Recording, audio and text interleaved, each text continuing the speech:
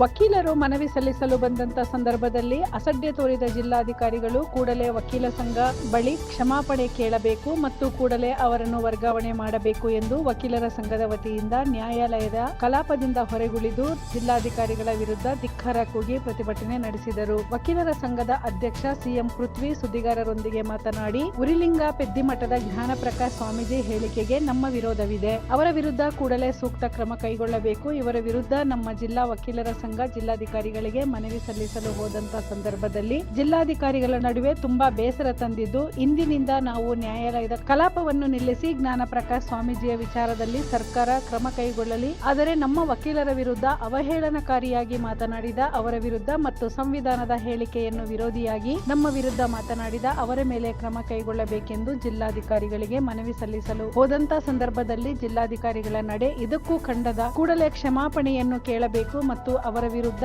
ಸರ್ಕಾರ ಕೂಡಲೇ ಕ್ರಮ ಕೈಗೊಳ್ಳಬೇಕು. ಇಲ್ಲದಿದ್ದರೆ ನಾವು ಅನಿರ್ದಿಷ್ಟ ಅವಧಿಯವರೆಗೆ ನ್ಯಾಯಾಲಯಕ್ಕೆ ತೆರಳದೆ ಹೊರಗುಳಿದು ಅವರ ವಿರುದ್ಧ ಪ್ರತಿಭಟನೆ ನಡೆಸುತ್ತೇವೆ.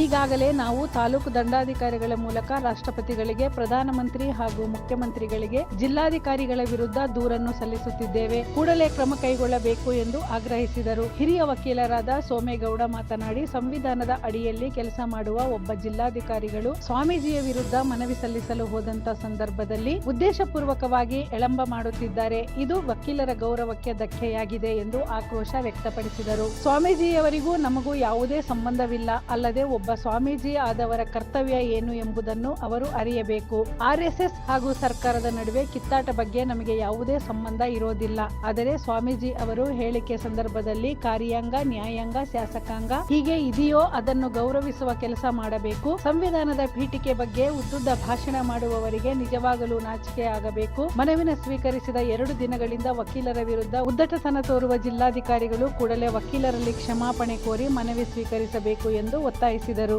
ಜಿಲ್ಲಾಧಿಕಾರಿಯ ವರ್ತನೆಯನ್ನು ದುರಹಂಕಾರಿ ಮನೋಭಾವದ ಮಹಿಳೆ ಎಂದು ಬಣ್ಣಿಸಿ ಅವರನ್ನು ಕೂಡಲೇ ವರ್ಗಾಯಿಸಿಗೊಳಿಸುವಂತೆ ಸರ್ಕಾರವನ್ನು ಒತ್ತಾಯ ಮಾಡಿದರು. ಪ್ರತಿಭಟನೆಯಲ್ಲಿ ವಕೀಲರ ಸಂಘ ಪ್ರಧಾನ ಕಾರ್ಯದರ್ಶಿ ಪುಟ್ಟಸ್ವಾಮಿಗೌಡ, ನಟರಾಜ್, ಲಿಂಗೇಶ್, ಮಹೇಶ್, ರತೀಶ್, ಮಂಜುನಾಥ್, ಜಟಿ ಪ್ರಕಾಶ್, ಚಂದ್ರು, ದಿಲೀಪ್, ಪಂಚಾಕ್ಷರಿ, ಗಿರೀಶ್, ಪ್ರದೀಪ್, ಸುನಿಲ್, ಭ್ರಮರಾಂಬಿಕೆ, ಕಿರಣ್, ಸ್ವಾಮಿ ಶ್ರೀನಿಧಿ, ಜಯಣ್ಣ ಸೇರಿದಂತೆ ಇತರರು ಹಾಜರಿದ್ದರು.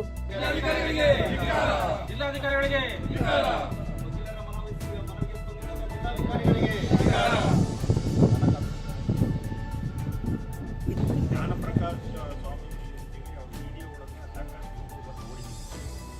ಆತನಿಗೆ ಒಬ್ಬ ಸ್ವಾಮೀಜಿ ಇರಬೇಕಾದಂಥ ನಯ ವಿನಯ ಯಾವುದೂ ಇಲ್ಲ. ಒಂಥರ ರೌಡಿ ಎನಿಮೆಂಟ್ಸ್ ಟೈಪ್ ಆ ಥರ ಮಾತಾಡೋದನ್ನು ನಾನು ನೋಡಿದ್ವಿ. ಮೊನ್ನೆ ಈ ಸಂವಿಧಾನದ ಬಗ್ಗೆ, ಸಂವಿಧಾನದ ಇದನ್ನು ಕೊಟ್ಟಿರ್ತಕ್ಕಂಥ ಸಂವಿಧಾನದ ಒಂದು ಏನಂತೀವಿ ಅಥಾರಿಟಿ, ಅದು ಕಾನೂನುಗಳು, ಆ ಕೋರ್ಟ್ಗಳಿಗೆ ಯಾವ ಥರ ಬೆದರಿಕೆ ಹಾಕಿದ್ದಾರೆ ಅಂದರೆ ಅದನ್ನು ಉಳಿಸೋಕ್ಕೂ ಸಾಧ್ಯ ಇಲ್ಲ. ಸುಪ್ರೀಂ ಕೋರ್ಟು, ಹೈಕೋರ್ಟು, ಎಲ್ಲ ಟ್ರಯಲ್ ಕೋರ್ಟ್ ಜಡ್ಜ್ಗಳಿಗೂ ಕೂಡ ಬೇಲ್ ಕೊಟ್ಟರೆ ನಿಮಗೆ ಹಾಗೆ ತುಂಬ ಕೆಟ್ಟದಾಗಿ ಮಾತಾಡಿದ್ದಾರೆ. ಇದು ತುಂಬ ಮುಖ್ಯವಾದ ವಿಷಯ ಅಂದರೆ ಆತನಿಗೆ ಇದು ಸಂಬಂಧಪಡ್ತಕ್ಕಂಥ ವಿಷಯ ಅಲ್ಲ. RSSಗೆ ಸಂಬಂಧಪಟ್ಟಿರ್ತಕ್ಕಂಥ ವಿಷಯ, ಅಥವಾ ಇಲ್ಲಿ ಯಾವುದೇ ಜಾತಿ ಬಗ್ಗೆ ಯಾವುದೇ ಪ್ರಸ್ತಾವನೆ ಇಲ್ಲ. ಕೋರ್ಟಲ್ಲಿರ್ತಕ್ಕಂಥದ್ದು ಗುಲ್ಬರ್ಗ ಡಿಸ್ಟಿಕ್ಕಲ್ಲಿ RSS ಪಥಸಂಚಲನ ಮಾಡಬೇಕು ಬಿಡಬೇಕು ಅನ್ನೋದು ಕೋರ್ಟಲ್ಲಿದೆ.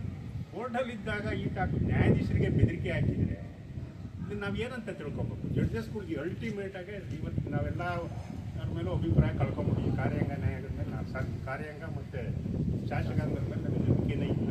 ಅಂಥ ಸಂದರ್ಭದಲ್ಲಿ ಇವತ್ತೇನಾದ್ರು ಒಂದು ಸಮಾಜ ವ್ಯವಸ್ಥಿತವಾಗಿ ಹೋಗ್ತಾ ಇದೆ ಅಂದರೆ ನ್ಯಾಯಾಂಗದಿಂದ, ಆ ನ್ಯಾಯಾಂಗಕ್ಕೆ ಬೆದರಿಕೆ ಹಾಕಿದರೆ ಅದರಲ್ಲೂ ಕೂಡ ಒಬ್ಬ ಸ್ವಾಮೀಜಿಯಾಗಿ ಈ ಥರ ನಡವಳಿಕೆ, ಈ ಥರ ಬೆದರಿಕೆ ಮಾತು ಖಂಡನೀಯ.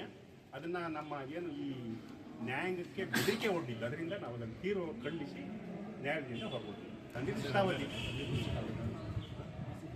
DC ಅದ್ರ ಬಗ್ಗೆ ಒಂದು ರೆಪ್ರೆಸೆಂಟೇಷನ್ ಕೊಡೋಕೆ ಹೋದರೆ ನೋಡಿ, ಯಾರು ಬೇರೆ ಯಾರು ಕಾಮನ್ ಪೀಪಲ್ ಮಾಡಿದರೆ ಎಷ್ಟು ತೀಕ್ಷ್ಣವಾಗಿ ಪ್ರತಿಕ್ರಿಯಿಸೋರು ರಾಜಕೀಯ ವ್ಯಕ್ತಿಗಳು, ಬೇರೆ ಯಾವುದೋ ಅದಕ್ಕೆ ರೆಸ್ಪಾನ್ಸೇ ಇಲ್ಲ.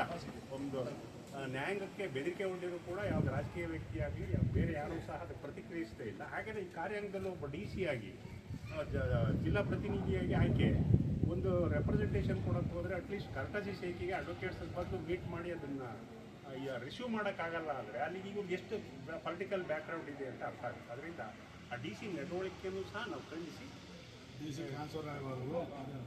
ಅದರ DC ಟ್ರಾನ್ಸ್ಫರ್ ಮಾಡಬೇಕು, ಇಲ್ಲ ಅವ್ರ ವಿರುದ್ಧ ಕಾನೂನು ಕ್ರಮ ತಗೋಬೇಕು ಅಂತ ಹೇಳಿ ಅದಕ್ಕೋಸ್ಕರ ನಾವು ಏನು ನಿನ್ನೆ ನಮ್ಮ ಹಾಸನ ಜಿಲ್ಲಾ ವಕೀಲರ ಸಂಘದ ಪದಾಧಿಕಾರಿಗಳು ಮತ್ತು ಸದಸ್ಯರುಗಳು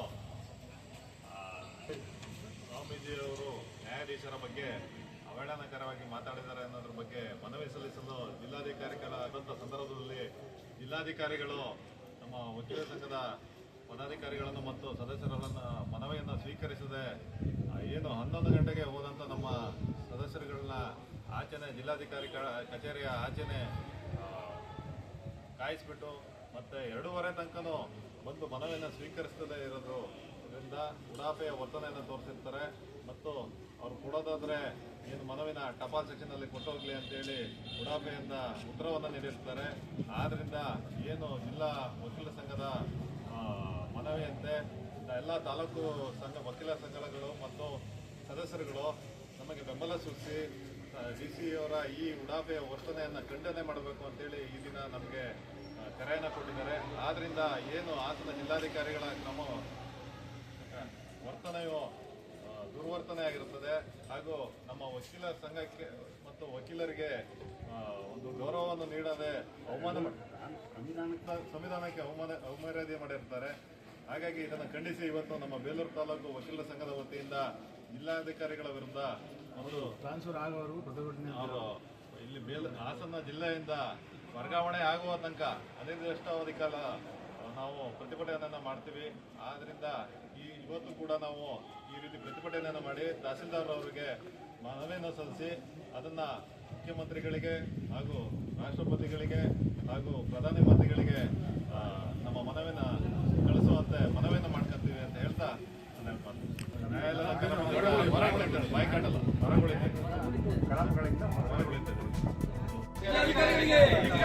ಜಿಲ್ಲಾಧಿಕಾರಿಗಳಿಗೆ